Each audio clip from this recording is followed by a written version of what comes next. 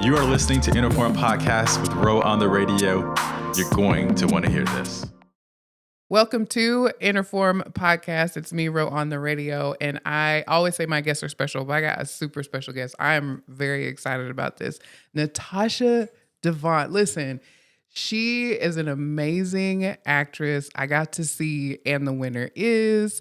I got to see you in Detroit 67. And I'm just like, you bring out this nostalgic, like, little girl feeling in me that's like when I grow up, I want to be a famous actress. So welcome. Thank you so much for coming. I know you're busy. You're filming and doing a lot of things. No, thank you so much for having me. I'm super excited that we got the chance to do this. Yes, awesome. Well, I want to talk about your journey to, like, especially when you were younger, like, what made you say and commit to? Because we all say a lot of things when we're younger. We say we want to be astronauts. We say we want to be, firemen. And then when we get to adulthood, we're like, that might not be feasible. So as a little girl, what made you want to be an actress? Honestly, I didn't. What? Really? I did not. Oh my gosh. I started acting really late. I guess you can start at any point, but I started acting in my mid-20s. Really? Yeah, my mid to later 20s is when mid-20s. I say my mid-20s is when I started acting. So originally I went to school to be a lawyer. So I have I could see that. Yeah, so I have like an associate's degree in pre-law, and I just was like, I'm gonna be a lawyer because I'm first generation college student. Okay. On both sides of my family. And so I'm like, I want the fancy thing. I want the fancy job, the fancy title. But what I will say, what leaned me and guided me towards acting is I've always been a writer. And after being in school for pre-law and getting that associate's degree, which is kind of like a baseline degree, I was just like, this isn't something I really want to do. I think it just sounds fancy. It sounds nice. And then I sat out of school for like 2 years and I took care of my mom, and it was time for me to like get my stuff together, go back to school, finish out this adulthood thing. And I remember I started fasting and praying because I was like, I don't want to pick law back up. That's just not what I want to do. Right. So I started praying and fasting and talking to God. I'm like, hey, what's up? I'm like, what's up? What you want to do? And God was like, I want you to act. And I was like, no. What if you wanted me to do like something else? Well, we can do that. And he was like, no, act. I was like, cool. But what if it was something else I could do? So I ran from this career for a while, like after it was shown to me that the arts was my path, because the stability of it is wonky. Okay. I'm a Virgo, so I like straight-laced answer. I do this to get this, the end. Right. But in acting, you can do all the things, get all the degrees, and that doesn't mean you'll be successful. That doesn't mean you'll be cast and hired. All of these uncertainties is just not how I like to function as a person. Wow. So when God was like, no, I want you to act, I was like, man, you must be talking about somebody else. And I remember one day, like during my fast, I was so frustrated with God because he kept showing me the same thing and I kept telling him the same answer. Like I kept saying no. Then one day I'm in my bed, I was like, fine, I'm gonna do this acting thing, and when it blow up in our face, just know you started. Like, because I talk to God like I know him. Like, you have a good relationship. Yeah, I'm like, just know when it's blow up, you. So I do this conversation with God, and I fully submit. And once I did that, it hasn't been like, of course, going on your ordained path to me doesn't mean it'll be easy, right? That's true. It just means that it's purpose-filled. And so once I submitted to the arts and what God was showing me he wanted to do with my life and how I would be able to help people the most, I just feel like you can tell when something is ordained. You can tell when something is meant for you and for you. Absolutely. That's why I thought that you had been acting for so long, because you're so natural at it. There is no way that I would have known that you basically, just started, because you're a youngin'. I changed my career mid-college and everybody was like, what? And I was like, I don't know what I'm doing either. I'm just winging it now. Right. Just roll with me. Let's see what happens. Yeah. My thing is, so when you first started getting into acting, like let's say your first like your first starring role or your first supporting role, or you're in a play, when the first time you did it, how did you feel? Did you feel like, okay, this is for me? You're right. I got you. Or was it like, I still don't know? It took a couple of times for you to accept that this is what you want to do. No, I think it was the first play. Wow. It was the first. So we did this play called The Good Doctor. Mm-hmm. And it's written by Neil Simon, but it's like these short skits of Chekhov plays. Mm-hmm. And so it's a farce type of comedy. Like all of the action is big as far as comedy, but then there's this one scene where he pulls it from this play, The Three Sisters, and it's the only serious moment in the entire play. Mm-hmm. And so I got cast as the actor to play the role of Nina.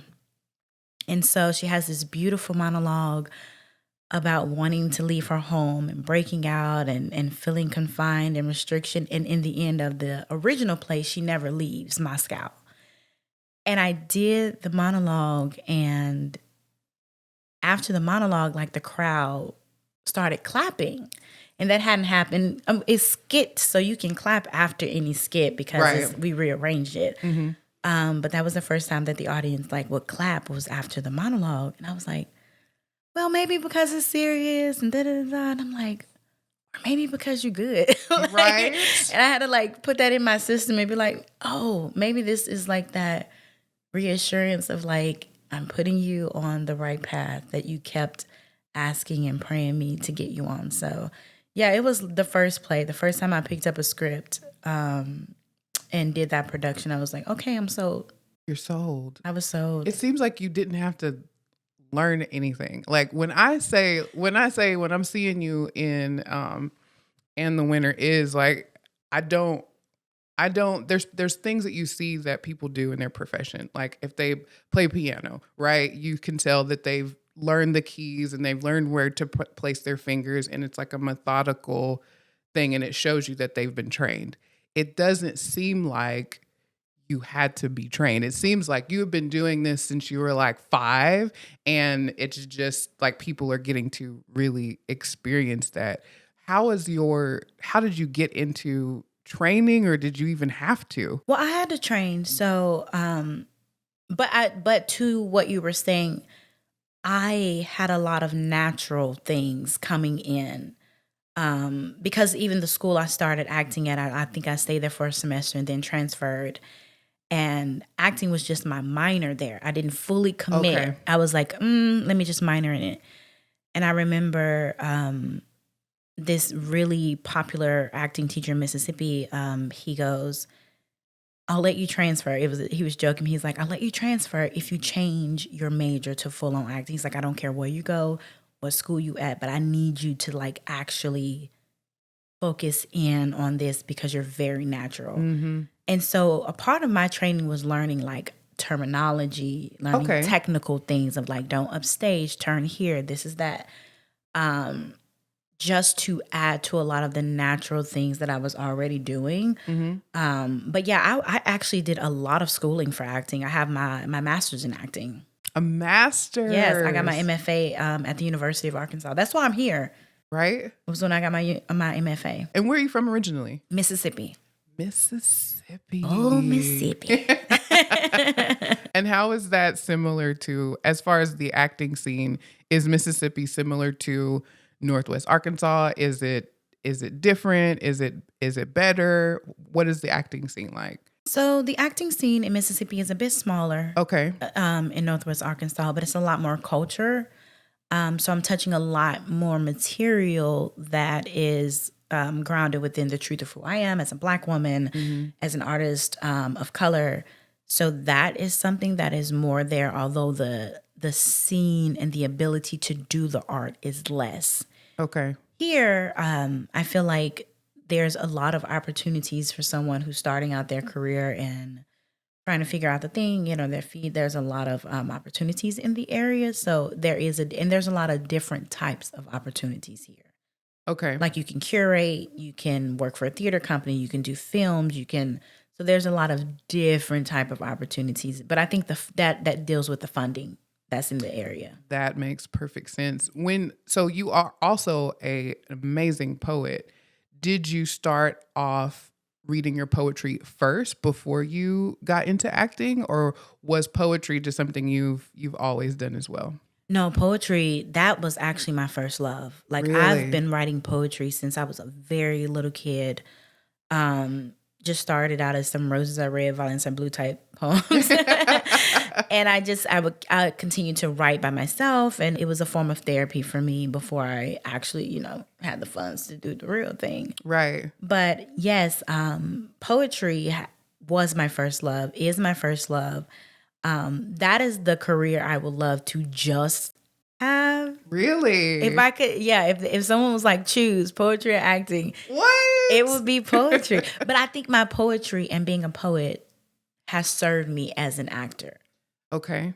Like I really think getting into the words. Really, because I love language. I love words. Language is so important to me. I pay attention to what a person say, how they say it, the specific word that they chose to use to explain a moment. Like I Right. love language.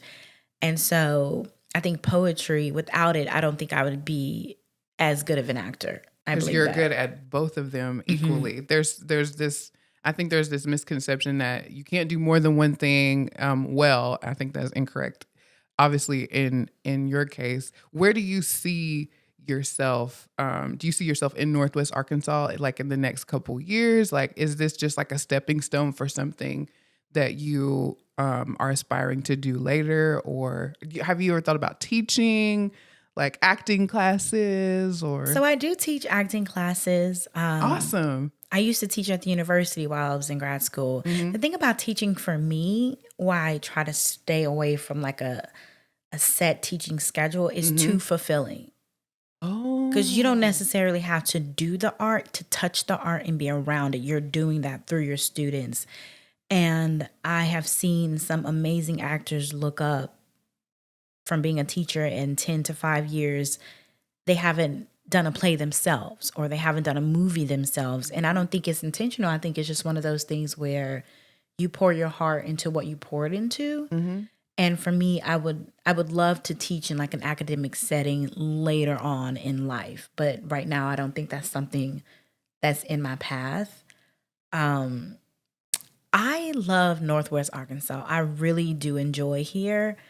But I do feel that in some aspects, I am getting to the point where I am recycling experiences versus new experiences. Like I feel like I've done maybe not all the things, but I've done a lot of the things there is to do. I've reached a lot of the top things that Absolutely. you can do in this area as an actor. And because of that, I definitely feel that I would have to move to a bigger network eventually. But right now, I'm just enjoying where I'm at, enjoying the people. So you're good with change, because I'm a Cancer, so I am not really the best. You know what's funny? My mom always would say, if there's one thing about Toddy, she's going to pack up and go. And that's true. Like, I will pack up and be like, okay, bye. Like, I don't know. It's just something about if there's an opportunity and if I feel strongly about something, I'm just a doer. And then sometimes it's not the best way to be, because sometimes it's like, okay, I didn't assess this situation fully and now I failed. But for the most part, like, if I've prayed about something and I feel like God has been like, okay, then I'm gonna do it. I'm gonna just go.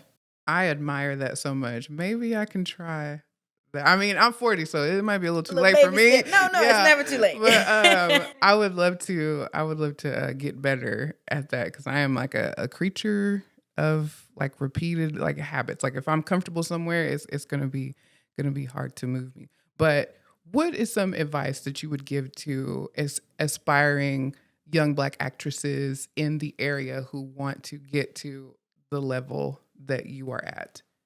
Training is very important. Take classes, learn the language, learn the art that you are wanting to invest in. I think people see, and I don't necessarily mean training in the aspects of, oh, you have to go to school, get an MFA. I chose to do that because I started so late and I knew I needed more of a academic type training setting for myself.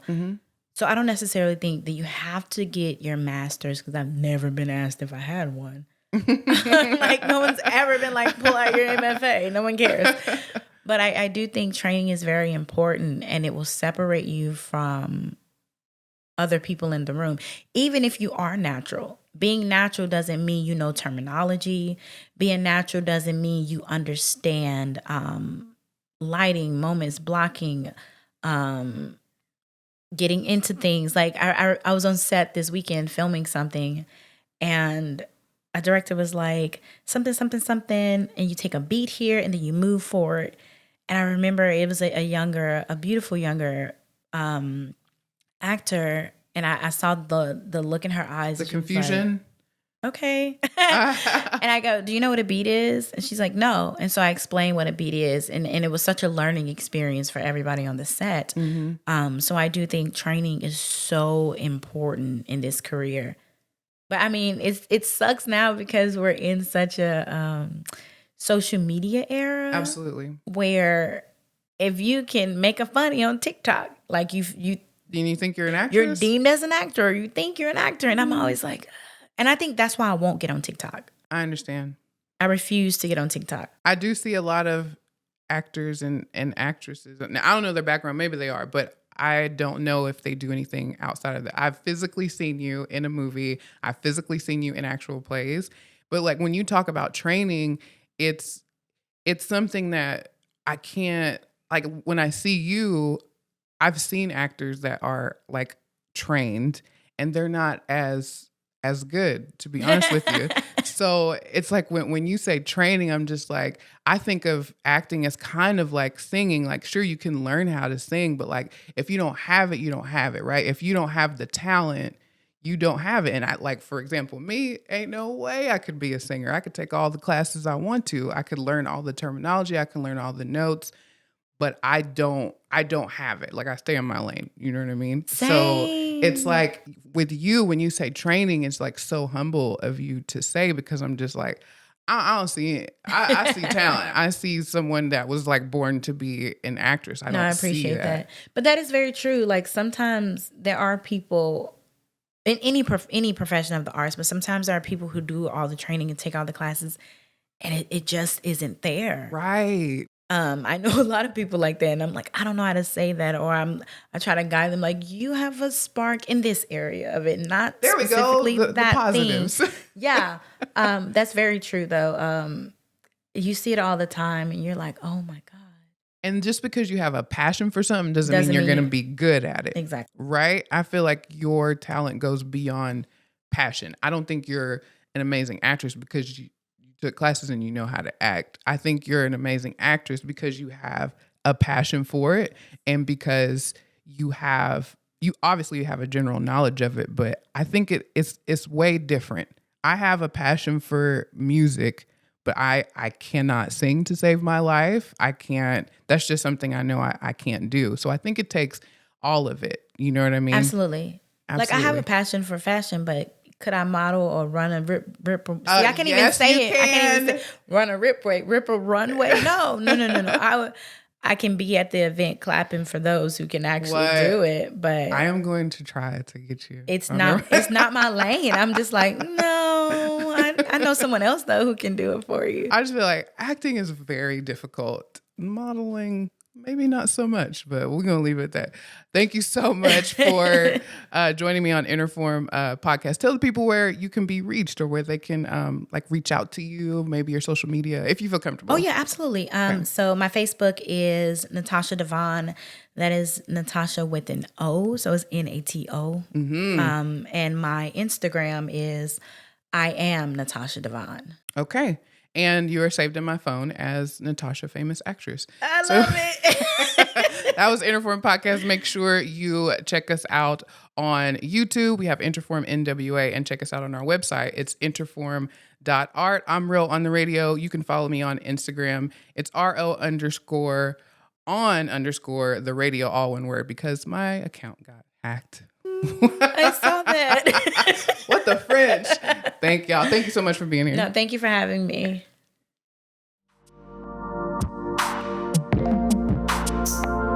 You are listening to INTERFORM Podcast with Ro on the radio. You're going to want to hear this.